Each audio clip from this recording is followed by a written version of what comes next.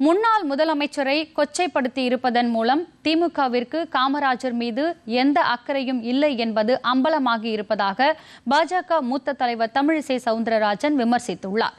கோவையில் செய்தியாளர்களிடம் பேசிய அவர், திமுக ஆட்சியில் மருத்துவர்கள், அங்கன்வாடி பணியாளர்கள், இடைக்கால ஆசிரியர்கள் என அனைத்து தரப்பினரும் போராட்டத்தில் குதித்திருப்பதை சுட்டிக்காட்டினார்.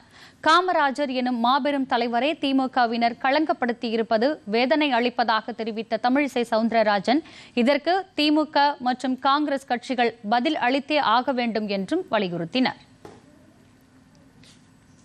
முதலமைச்சர் அவர்களும் ஒரு தலைவரை களங்கப்படுத்திட்டார்னு சொல்லல, இதில் குளிர்காய பல பேர் காத்திருக்கிறார்கள், அதனால் பேச வேணாம். அப்ப எல்லாத்துக்கும் ஓட்டுக்கு தான் பயம், நாட்டுக்கு பயம் இல்ல. காமராஜருக்கு பத்தி மதிப்பில் உங்களுக்கு அக்கறை இல்லை. ஒரு மாபெரும் தலைவரை கொச்சைப்படுத்தி கொண்டிருக்கிறார்கள். இதற்கு திராவிட முன்னேற்ற கழகமும் காங்கிரசும் பதில் சொல்லிதான் ஆக வேண்டும்.